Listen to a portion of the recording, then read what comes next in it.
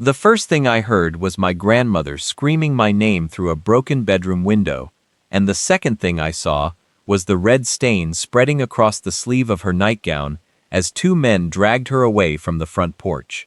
I was still 30 miles out when the call came, but I knew something was wrong before my phone stopped ringing. My grandmother, Evelyn Mercer, never called twice. She had raised me after my parents died, taught me how to fix an engine, how to keep my word, and how to make a house feel like home even when money was tight. That morning, she called 3 times. When I finally answered, I heard glass breaking, then a man's voice. "You don't own this place anymore, old woman," Evelyn answered with a trembling voice I had never heard before. "This is my home." Then came a crash, a scream, and the line went dead. I drove harder. By the time I reached her street, 2 police cruisers were parked outside the property. An ambulance was loading my grandmother onto a stretcher, and 6 strangers were standing on the porch as though they had every right to be there. My hands tightened around the steering wheel. The house looked different. The curtains were torn, the front door hung crooked. One upstairs window was shattered. Evelyn saw me before the paramedics closed the ambulance doors. "Daniel," she whispered, "don't let them take my house." I ran beside the stretcher. "Nobody is taking anything." She grabbed my wrist with surprising strength. "They said I had to leave." Her eyes were wet. "They said they owned it now." I looked toward the porch. A broad man with a shaved head stared back at me. He wore a black jacket and smiled without humor. "You family?" he called. "I'm her grandson." His smile widened. "Then you should know this isn't your business." I stopped walking. Something old moved inside me. Not rage, not yet. Recognition. The way he stood. The way his friends spread themselves across the porch. The way they watched my hands instead of my face. I had seen men like that before, but not in my grandmother's neighborhood. Years earlier, I had been a Marine Scout sniper. I had spent time in places where a careless movement could become your last mistake. I had learned patience. I had learned observation. Most importantly, I had learned never to reveal everything I knew. So I looked at the man and simply said, "What's your name?" He laughed. "Marcus Vale." I memorized the face, the scar beneath his left eye, the tattoo disappearing beneath his collar, the heavy ring on his right hand. Then I stepped aside and let the ambulance leave. I didn't threaten him. I didn't raise my voice. I didn't even ask him to leave. I just watched. Marcus Vale had expected an angry grandson. Instead, he got a man who knew how to wait. At the hospital, a doctor named Sarah Whitmore told me Evelyn had a fractured wrist, bruised ribs, and a concussion. She was lucky, the doctor said. Lucky. I hated that word. Evelyn wasn't lucky. She had survived. There was a difference. When she woke, she looked at me and whispered, "They changed the locks." I nodded. "I know. They put their furniture in my rooms." "I know. Daniel, they're living there." I took her hand. "Then we'll get your house back." She stared at me. "How?" I looked toward the window. "First, I'm going to find out who thinks they can take it." What I didn't tell her was that I had already noticed something strange. Marcus Vale hadn't looked surprised when I arrived. He had looked prepared. Someone had warned him that I was coming. But who had told him? The hospital smelled like antiseptic and cold coffee, and I sat beside Evelyn's bed while Detective Laura Bennett reviewed the report. She was younger than I expected, perhaps in her late 30s, with tired eyes and a notebook filled with neat handwriting. "Your grandmother says the men entered the house several days ago," she said. "They claimed the property was abandoned. It wasn't." "I know." She turned a page. "There are complications." "What kind?" "They have documents." I frowned. "What documents?" She placed copies on the table. A lease, a notarized statement, a handwritten agreement claiming Evelyn had transferred temporary occupancy rights to a company called North Star Property Management. I stared at the signature. It looked like my grandmother's. "She didn't sign this." "She says she didn't." "Then it's forged." Bennett nodded. "We're investigating." "Meanwhile, they're still in her house." "Yes. And nobody can remove them?" She sighed. "It's not as simple as it should be." I looked at the papers again. Who is North Star? That's what we're trying to determine. I already knew the answer probably wasn't sitting in a corporate office. Evelyn had owned the property for 42 years. She had paid every tax. She had repaired every leak. She had planted the maple tree beside the driveway when I was 6. The house wasn't just a building. It contained photographs of my parents, letters from my grandfather, my childhood drawings, and the small wooden box where Evelyn kept my marine commendations. The squatters hadn't merely entered a structure, they had invaded a lifetime. Detective Bennett lowered her voice. Daniel, I understand you're angry. I'm not angry. She looked at me. You should be. Anger makes people careless. Her expression changed slightly. You served? Marine Corps. Combat? Enough. She studied me for a second. Then listen to me. Don't confront them. I won't. I mean it. So do I. That evening, I drove past the house. I didn't stop. I didn't park nearby. I simply passed once. The porch was crowded. Music played through an open window. One of the men carried a box from Evelyn's bedroom. Another was smoking beneath the maple tree. My jaw tightened. I kept driving. At the next intersection, I pulled over and sat in silence. I remembered something my old platoon leader, Marcus Hale, had once told me. If you want to know what a group fears, watch what they protect when nobody is looking. I didn't know why that memory returned then, but I trusted it. The next morning, I contacted the county records office. I requested every public document connected to North Star Property Management. The company had been created only 4 months earlier. Its registered address was a mailbox. Its listed manager was a man named Gerald Pike. Pike had a history of property disputes, 3 civil complaints, 2 dismissed cases, 1 pending investigation. Then I found something else. North Star had filed occupancy claims on 7 properties in the same county. 5 belonged to elderly owners. 4 owners had reported intimidation. 1 had already left town. I called Detective Bennett. This isn't random. What did you find? They're doing this to multiple people. Silence. Send me everything. I did. By midnight, Bennett called back. Daniel, there's a connection. What? Marcus Vale appears in photographs connected to 3 of those properties. I leaned back. And Gerald Pike? He's connected to all 7. Who funds North Star? We're still tracing it.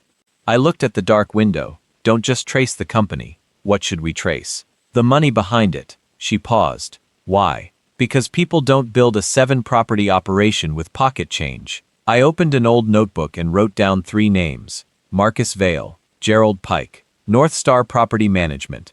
Then I added a 4th name, Evelyn Mercer. I stared at it. The others were trying to turn her into a victim. I was going to make her the reason their entire operation came apart. But before I could move forward, I received a message from an unknown number. It contained a photograph of me leaving the hospital. Beneath it were 6 words, Marine or not, leave her house. Someone wasn't merely watching Evelyn, someone was watching me. I didn't respond to the message. I forwarded it to Detective Bennett and saved a copy. Then I drove to a quiet diner outside town and met a former Marine friend named Cole Ramsey.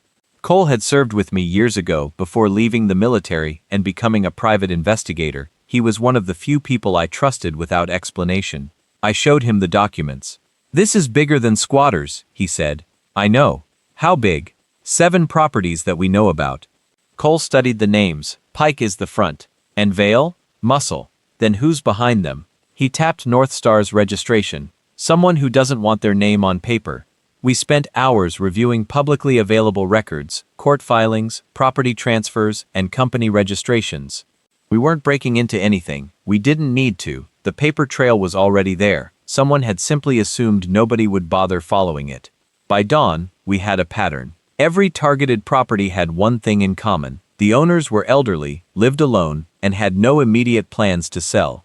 The squatters would arrive with documents, claim temporary occupancy, overwhelm the owner with intimidation, and then create confusion through competing paperwork.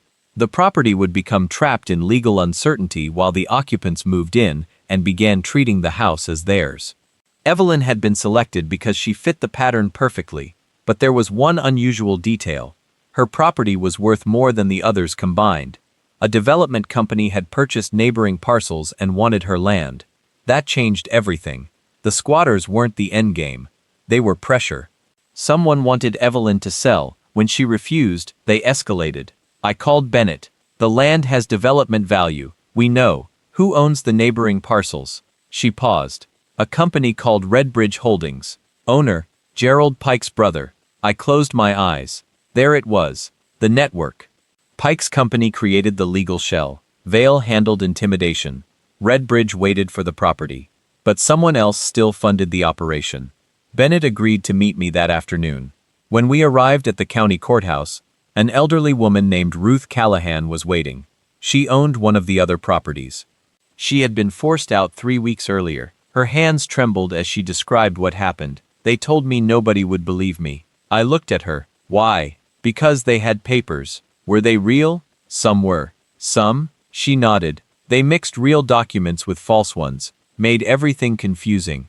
Ruth looked down. I thought I was going to lose my home forever. Evelyn had always taught me that fear grows when people believe they're alone. So I told Ruth she wasn't alone anymore.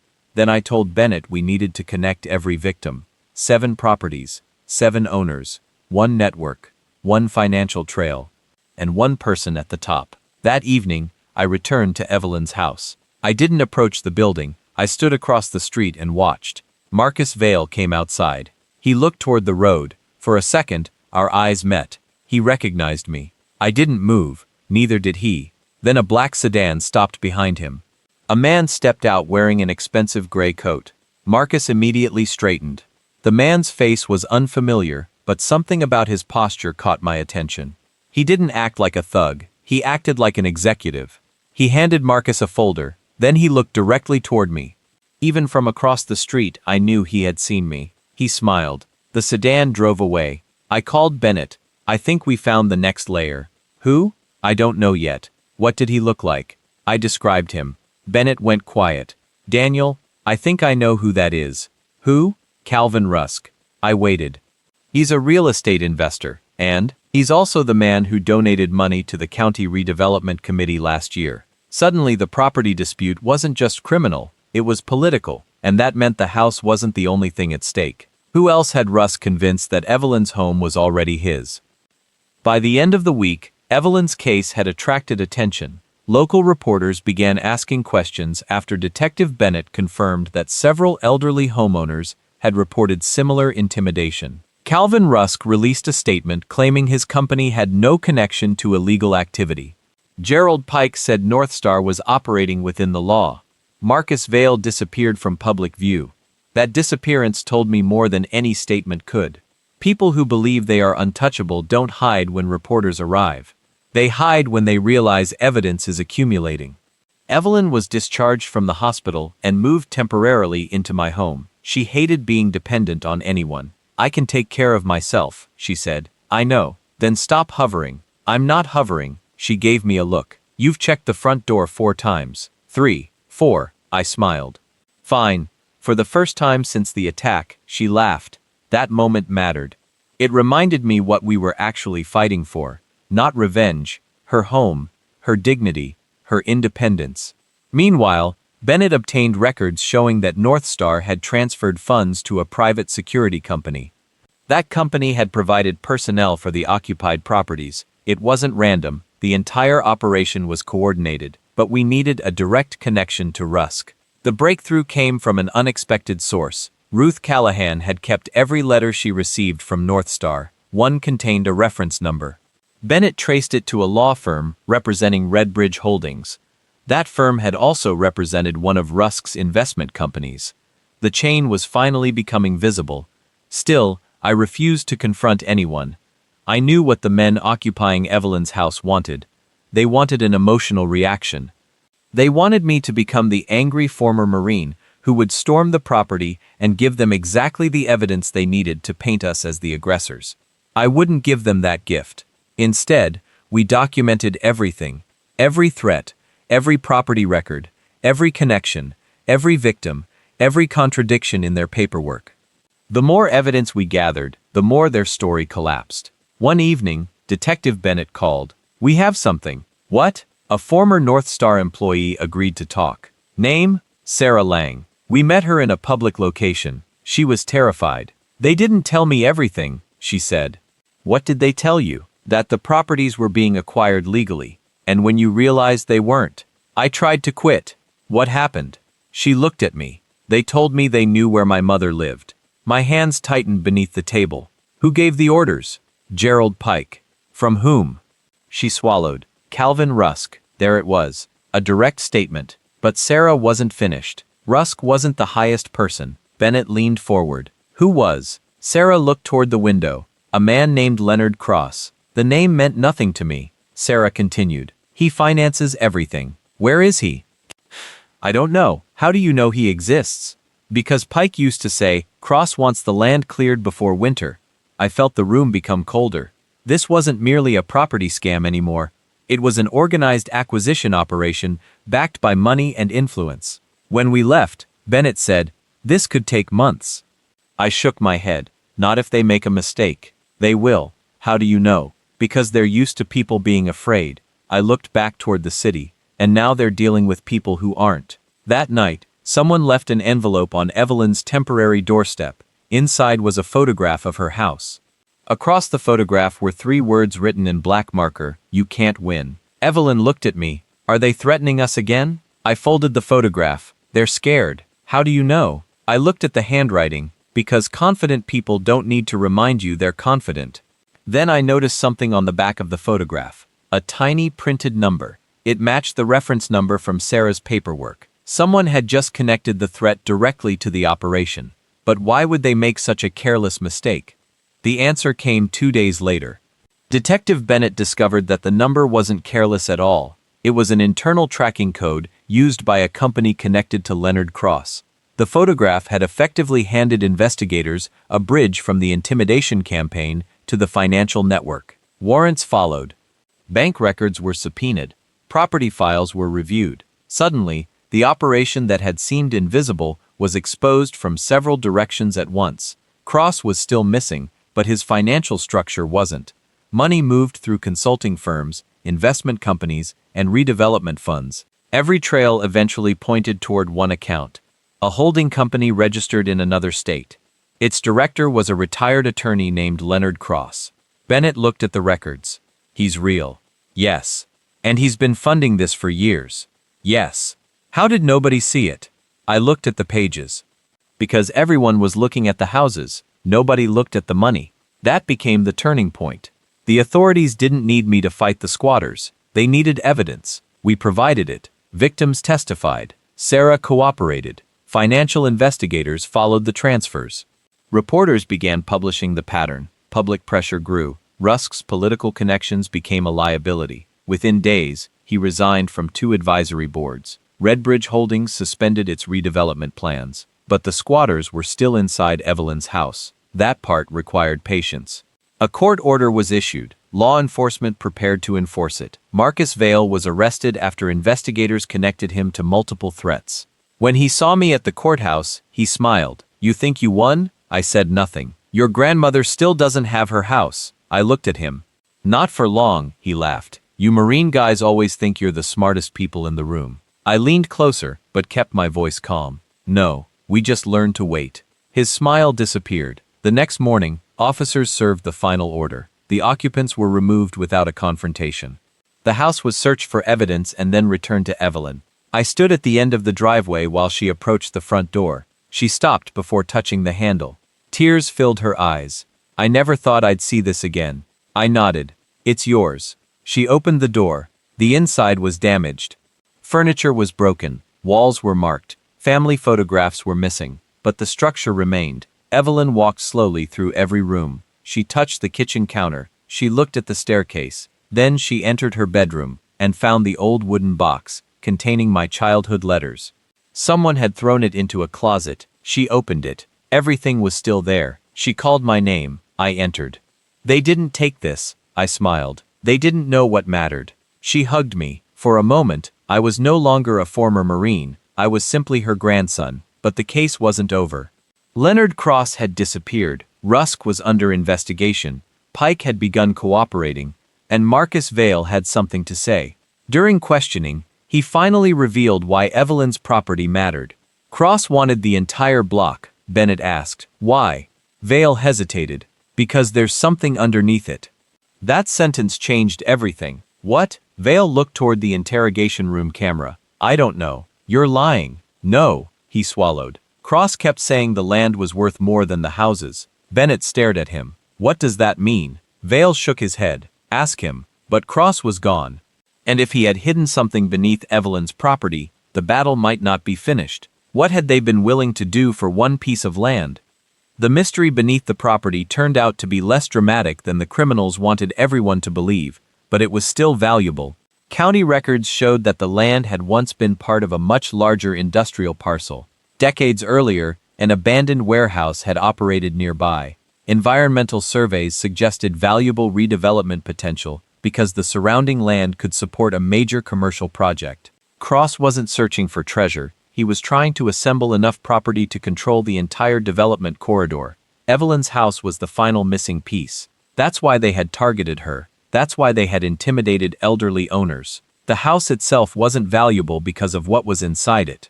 It was valuable because of where it stood. Evelyn listened as Bennett explained everything. "So they attacked me for a business deal?" she asked. "Basically," Bennett said. Evelyn shook her head. "People are unbelievable." I sat beside her. They saw numbers. They forgot there were people attached to those numbers. Evelyn looked at me. "And you? What? What did you see?" I looked around the kitchen. "Home." She smiled. The criminal case continued. Cross was eventually located through financial records and arrested. Rusk faced charges connected to fraud and intimidation. Pike agreed to testify. Marcus Vale received a sentence for his role in the assaults and threats. The entire network collapsed under the weight of its own paperwork. Ironically, the documents they had used to intimidate victims became the evidence that destroyed them. I returned to the house one evening after the legal process had begun. Evelyn was repainting the living room. "You're doing that yourself?" I asked. "It's my house. You could hire someone." "Why would I?" She handed me a brush. "You're helping." I laughed. "I thought you were independent." "I am." "Then why do you need me?" "Because you're family." That answer stopped me. We spent the afternoon painting. The walls slowly changed from damaged gray to warm cream. Every brushstroke covered another reminder of the squatters. Evelyn talked about planting flowers in spring. She wanted a new porch light. She wanted to repair the fence. She wanted the house to feel normal again. I listened.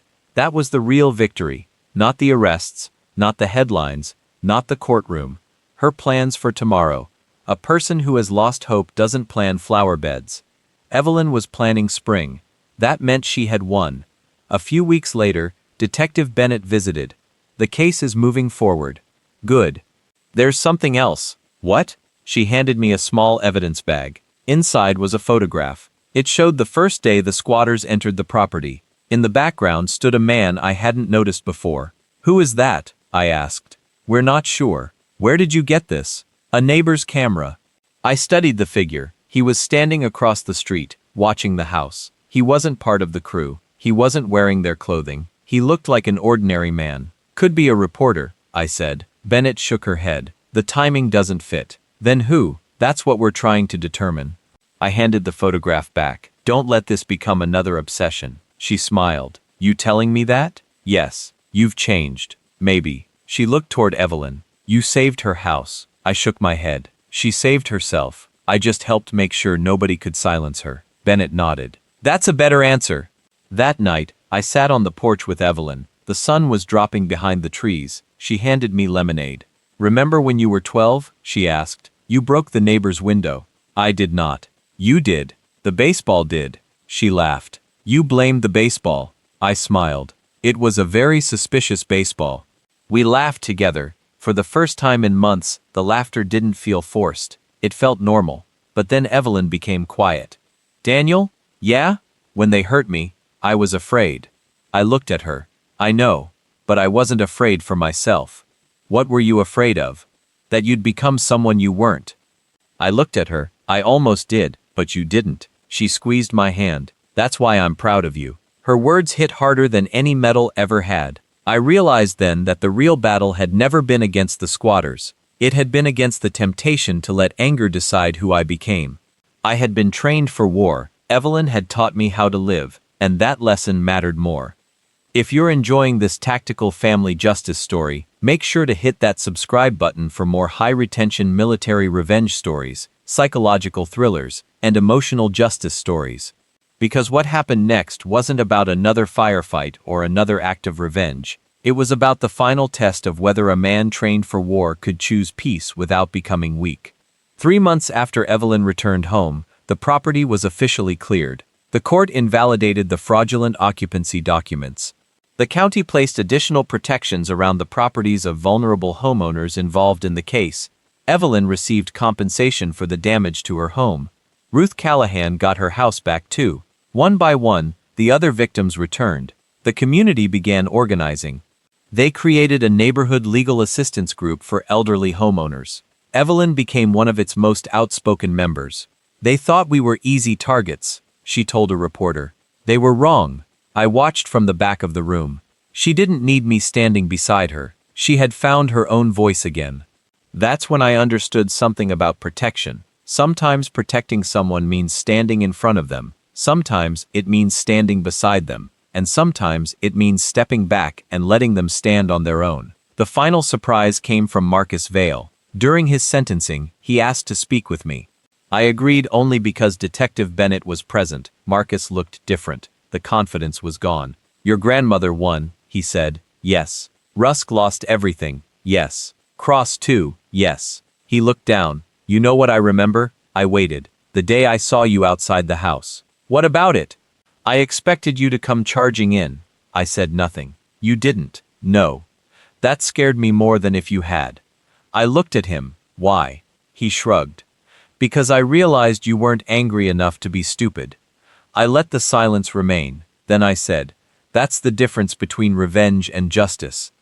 He nodded slowly. "Maybe." I stood. "Take care of yourself." He looked surprised. "That's it?" "That's it." I walked away. I didn't need him to fear me. I needed him to understand that what he had done had consequences. Months later, Evelyn planted a new maple tree beside the driveway.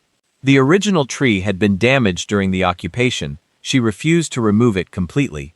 "It survived," she said, "so I will too." I helped her plant the new tree beside it. 2 generations standing together, one old, one young, both still growing. As we finished, she handed me the shovel. "You know, Daniel, you never told me exactly what you did in the Marines. You never asked." "I'm asking now." I smiled. "Maybe another day." "Why?" "Because that life doesn't belong here." She looked at the house. "Good." I understood. Some memories should remain buried. Not because they're shameful. Because they belong to another chapter. My grandmother's home had been attacked because someone thought money mattered more than dignity. They thought age meant weakness. They thought paperwork could erase history. They thought intimidation could replace ownership. They were wrong on every count. The property was reclaimed through evidence, patience, lawful pressure, and the courage of people who refused to remain silent. The tactical lessons I had learned in the Marines helped me stay calm, but Evelyn taught me the most important lesson. Courage isn't always about confronting danger. Sometimes it's about refusing to let danger change you. That became my definition of victory. Not making enemies afraid. Not proving I could hurt them. Making sure they could never hurt my grandmother again. One evening, I stood at the front door and watched Evelyn lock it. She turned toward me. "Everything's secure." I smiled. "Good." She walked into the kitchen. Atlas wasn't there because this was a different story, but the silence felt strangely familiar. The house smelled like fresh paint and cinnamon. Family photographs hung on the walls again. The broken window had been replaced. The porch light worked. The maple tree moved gently in the evening wind. The same house, the same grandmother, a different feeling. I realized that the people who had invaded this place had taken weeks from us, damaged property, caused fear, and created scars. But they had not taken the most important thing. They had not taken home. Because home isn't just walls. It's the people who remember your childhood. It's the person who waits for you when you're late. It's the voice that tells you to eat before you leave. It's a kitchen table covered with old photographs. It's someone planting a tree because they believe they'll live long enough to watch it grow. And when someone tries to steal that from you, the strongest response isn't always destruction. Sometimes it's rebuilding. Sometimes it's standing your ground. Sometimes it's gathering enough truth that the people responsible cannot hide behind lies anymore. And sometimes, the greatest victory is walking through the front door after everyone said you would never get it back. Evelyn did that. I watched her. She looked around the living room and smiled. "We're home." I nodded. "Yeah, Grandma." She touched my arm. "Thank you." I shook my head. "You don't have to thank me." "I do." "Why?" She smiled. "Because when I was afraid, you reminded me that fear wasn't the end of the story." I looked around the house. Neither was anger. She nodded. Good. Outside, the new maple tree moved in the wind. Its leaves were small, its branches were thin, but it was alive, and that was enough. The people who tried to take this home had believed they were stronger because they had numbers, money, and intimidation. They forgot that families have something stronger: memory, loyalty, persistence, and when those things come together, even the most intimidating threat can eventually be defeated. I had spent years learning how to survive conflict. Evelyn had spent her life teaching me why survival mattered. That night, I finally understood the difference. I wasn't a Marine anymore. I wasn't a scout sniper. I wasn't a weapon waiting for someone to point me toward a target. I was a grandson standing beside his grandmother's front door, watching the light come on inside the house she had fought to keep, and for the first time in a long time, that was more than enough. So where are you watching from? Comment your city or country below. I want to know where this story reached you. What kind of story do you want next?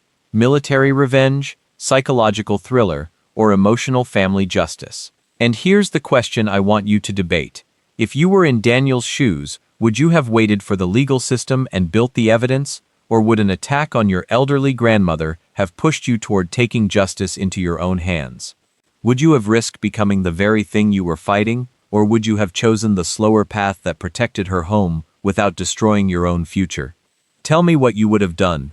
Thank you for staying with Evelyn and Daniel until the very end. Remember, sometimes the strongest person in the room isn't the one making the most noise. Sometimes it's the one who stays calm, protects the vulnerable, refuses to be manipulated, and walks away knowing the people they love are safe. Stay strong, protect your family, stand up for those who can't stand alone, and never mistake patience for weakness. Until the next story, stay safe, stay strong, and keep the people you love close.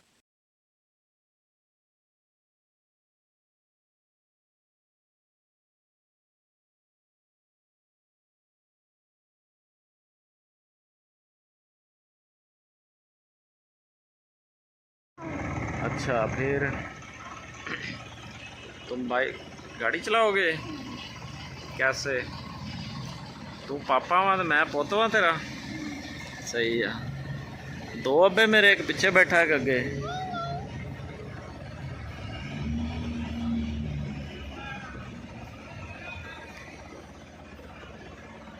Wow beep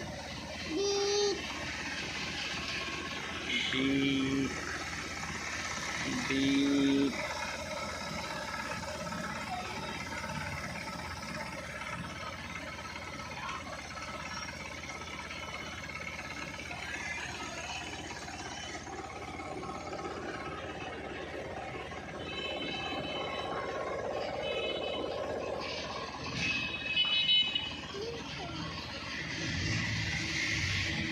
beep चलाओ अब।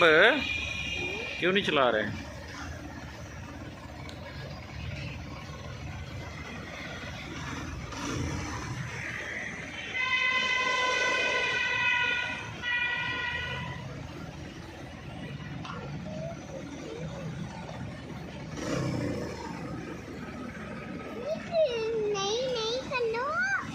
ना करूं।